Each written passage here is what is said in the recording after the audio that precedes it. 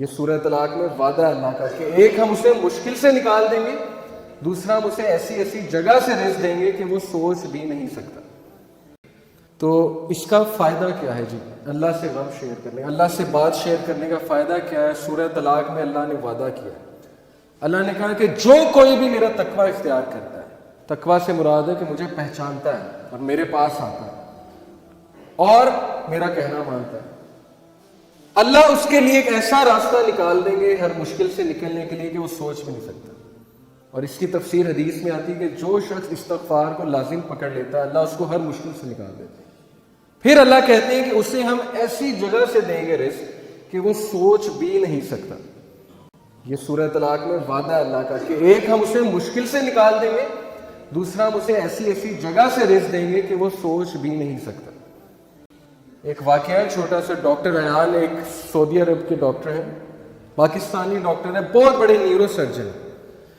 وہ اپنا واقعہ سناتی ہیں، یوٹیوب پہ یہ ویڈیو بھی موجود ہے، دا پاور آف اللہ کے نام سے یوٹیوب پہ۔ وہ اپنا واقعہ سناتے ہیں، کہتے ہیں کہ میں ایک بار آپریشن کرنے جا رہا تھا یورپ میں، کسی دوسری کنٹری میں، سعودیہ سے۔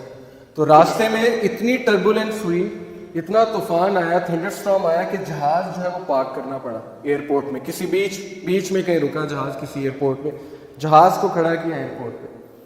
اب میں نے کہا جی کہ میں نے تو وہاں پہنچنا ہے آپریشن کرنے، آپ جو ہے جہاز کو چلائیں۔ انہوں نے کہا کہ جی ہم آپ کو پہنچانے کے لیے دوسروں کو تو خطرے میں نہیں ڈال سکتے نا، آپ ایسا کریں کہ آپ گاڑی پکڑیں، آپ نے جہاں جانا ہے نا وہ قریب ہی ہے، اتنا دور نہیں ہے، آپ گاڑی پکڑیں، ٹیکسی پکڑیں، اس پہ آپ چلے جائیں۔ انہوں نے کہا چلے ٹھیک ہے۔ انہوں نے ڈرائیور کو پکڑا، ٹیکسی کو پکڑا، چلنا شروع ہو گئے۔ راستے میں طوفان مزید تیز ہو گیا اور وہ گاڑی ان کی گھر کے سامنے جا کے رکی، مجبوراً انہیں روکنی پڑی طوفان میں وہ گاڑی۔ اب اس گھر کے سامنے جا کے رکی، انہوں نے نوک کیا تو ایک بڑھیا باہر نکلی، بہت بڑھاپے میں تھی، جھریاں پڑی ہوئی تھی اس کے چہرے پہ۔ انہوں نے کہا جی ہمیں اندر آنے دیں، بہت بارش ہے، بہت طوفان ہے، ہمیں ڈر ہے ہمارا ایکسیڈنٹ نہ ہو جائے، تو ہم ذرا ٹھہریں گے، کھانا شانا کھائیں گے، نماز پڑھیں گے، پھر نکل جائیں گے۔ اس نے کہا بالکل، بسم اللہ، آپ آئیے۔ اب وہ اندر گئے تو دیکھتے کیا ہے کہ ایک بچہ زمین پہ لیٹا ہوا ہے گدے پہ، اور وہ بڑھیا بار بار جو ہے نا اس کے سر پہ پٹیاں کر رہی ہے اور بڑا پریشان لگ رہی ہے۔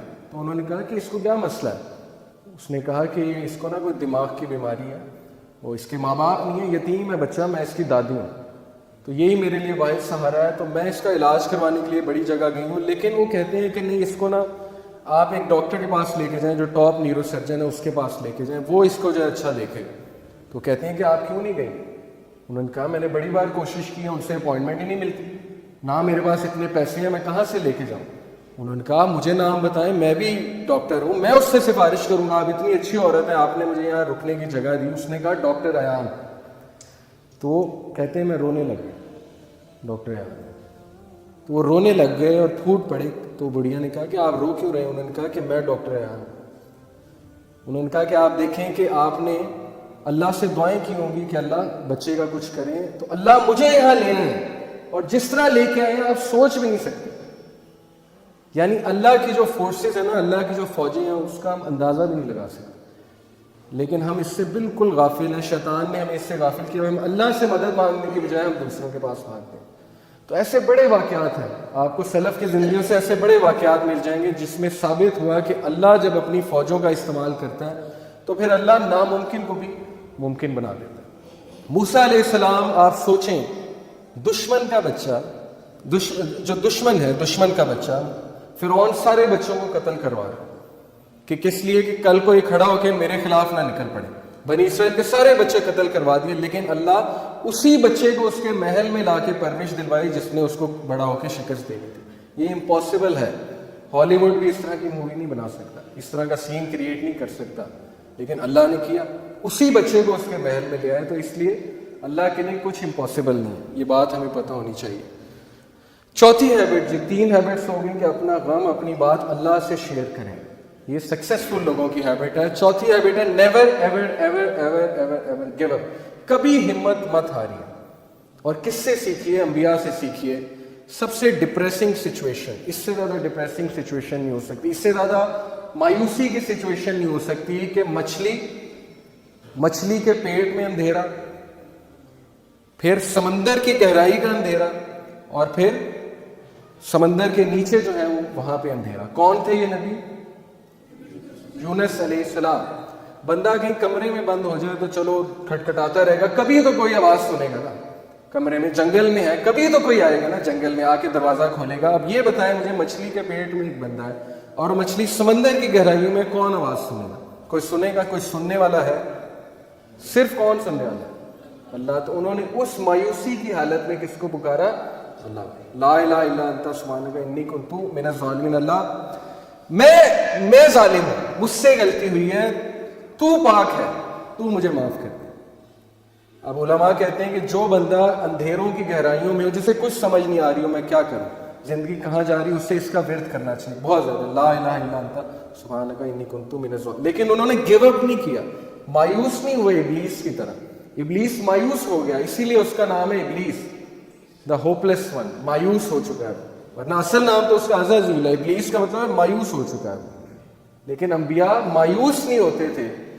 کامیاب بندہ کبھی مایوس نہیں ہوتا, چاہے حالات کیسے مرضی ہو. کیوں؟ اسے پتا ہے کہ میں کس کی عبادت کرتا ہوں, جس کے ہاتھ میں ہر چیز ہے.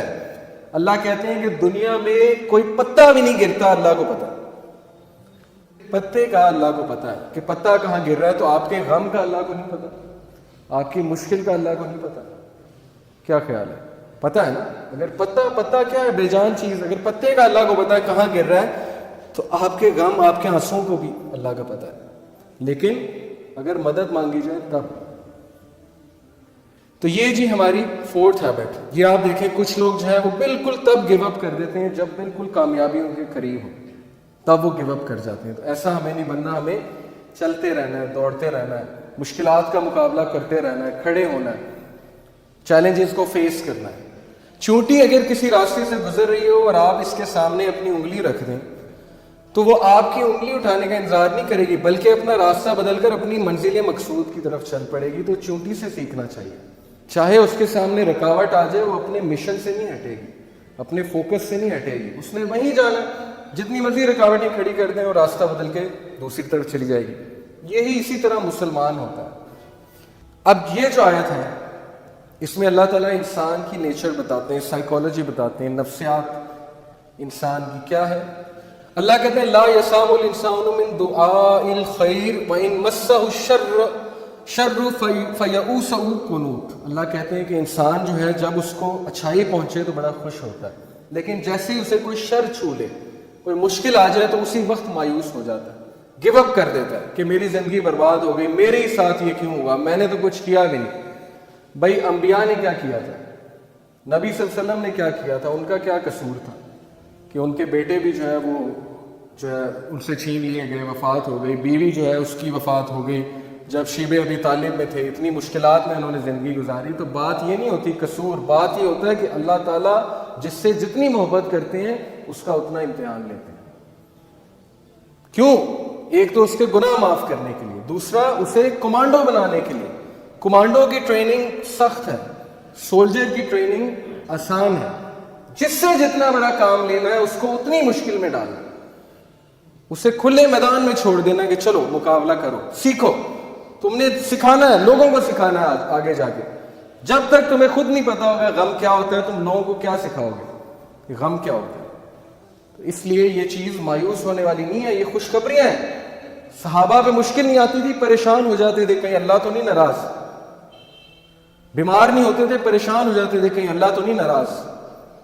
لیکن ہم بالکل الٹ, تھوڑی سی مشکل آئی اسی وقت ہمت ہار کے بیٹھ گیا.